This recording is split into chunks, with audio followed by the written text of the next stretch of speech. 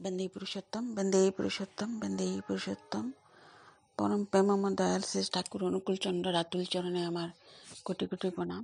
ইষ্ট পরিবারের সকলের চরণেই প্রণাম জানাই। আর ইষ্টপ্রাণ দাদা ভক্তিমতী মায়েদের আনন্দিত জয়গুরু। এখানে আমি অবিন দাদার কিছু লীলার কথা আপনাদের শোনাচ্ছি। পরম পূজ্যপাত শ্রী অবিন্দার কাছে এক দাদা ওনার মেয়ে সন্তান হবে, তাই সব কিছু যেন ভালো হয় সেই আশীর্বাদ নিতে আসলেন এবং নিবেদন রাখলেন যে ওনার জামাই ঠাকুরের দীক্ষা নেননি, ওনার মেয়ে যাজন করে কিন্তু এখনও দীক্ষা হয়নি। তো পরম পূজ্যপাত শ্রী অবিন্দা বললেন, একদম দীক্ষার কথা বলবেন না। একটা ঘটনা বলি শুনুন। আমাদের দেওঘরে একটা মেয়ে, ওর বিয়ে হলো একটা ছেলের সাথে, সে দীক্ষিত না। মেয়েটা একটা খুব ভালো চাকরি করে এবং ওর বড় একটু ভালো চাকরি করে। 10 বছর হয়ে গেল তার বরের দীক্ষা হয়নি। ঠাকুরের বাড়ি এসেছে, আমার সাথে ও দেখা হয়েছে কিন্তু কিছু হয়নি। ঘটনা হলো, মানুষের যখন একটু নাম যশ হয়ে যায়, খুব টাকা হয়ে যায়, খুব শিক্ষিত হয়ে যায়, তখন তার বৃত্তি প্রবৃত্তির চরম পর্যায়ে পৌঁছে যায়। তখন সে সাধারণ থাকতে পারে না, তাই এইগুলো হয়। একবার ওই দাদা মুম্বাইতে অ্যাক্সিডেন্ট হয়েছে। পরম পূজ্যপাত শ্রী অবিন্দার কাছে খবর আসলো। দাদা বিভিন্ন জায়গায় খোঁজ খবর নিয়ে বোম্বাইতে গুরু ভাইদের সাহায্যে ওনার চিকিৎসা করালেন এবং উনি সুস্থ হলেন। সুস্থ হবার 2 দিন পরে দীক্ষা নিয়ে গেলেন। যতদিন মানুষের অহংকার পাতলা না হয় এই সমস্যাগুলো মানে থেকে যাবে। তো এখানে দাদা নিবেদন করলেন, ওনার মেয়েও চাকরি করে, ওনার জামাইও খুব বড় চাকরি করে, উচ্চশিক্ষিত। পরে ওই দাদাকে পরম পূজ্যপাত শ্রী অবিন্দা বললেন, কোন হাসপাতালে ডেলিভারি হবে? ওই দাদা জানেন না।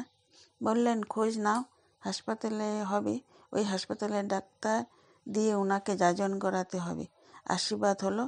পরে উনি আবার বললেন, আমার মেয়ের সন্তান যেন ঠাকুরের হয়, আশীর্বাদ করবেন। পরম পূজ্যপাত শ্রী অবিন্দ খুব সুন্দর করে বললেন, আপনি যদি ঠাকুরকে ভালোবাসেন, আপনার মেয়েও যদি ঠাকুরকে ঠিক ভালোবাসে, তাহলে অবশ্যই তার সন্তানও ঠাকুরকে ভালোবাসবে।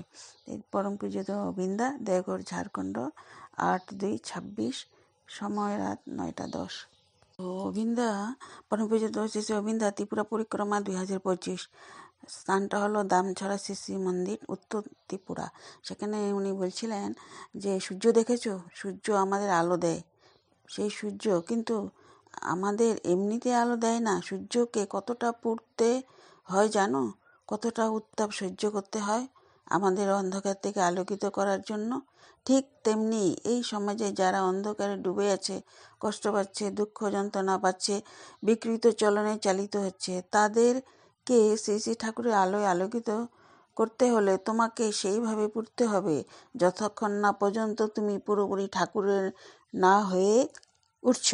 নিজেদের তৈরি করতে হবে। এই জগতে যা কিছু সব কিছুকে কষ্ট সহ্য করে পাকতে হয়। তোমার সহ্য যত বাড়বে, অন্যদিকে তত বেশি সাহায্য করতে পারবে। সবাই যদি শ্রী ঠাকুরের পুরোপুরি না হয়ে উঠো, তাহলে কিভাবে এই মানুষদেরকে ঠাকুরের পথের আলোর দিশা দেখাতে পারবো? তাই পুরার জন্য নিজেকে প্রস্তুত করতে হবে। মাটি পুড়ে যেমন শক্ত ইট হয়, সেইভাবে নিজেদের তৈরি করতে হবে। সবাইকে ঠাকুরের হয়ে উঠতে হবে, তবে এই জগতের সবাইকে আলোর পথে নিয়ে আসা সম্ভব হবে। বসে থাকলে চলবে না, তার কাজে লেগে পড়তে হবে। সবাইকে সব কষ্ট যন্ত্রণা থেকে মুক্তি দেওয়াই আমাদের কাজ। তা একমাত্র সম্ভব ঘরে ঘরে ঠাকুরের কথা বলা, সবাইকে তার আলোয় আলোকিত করা। জয়গুরু। আপনারা সবাই ভালো থাকেন, সুস্থ থাকেন, দয়ালের কাছে নিবেদন করি।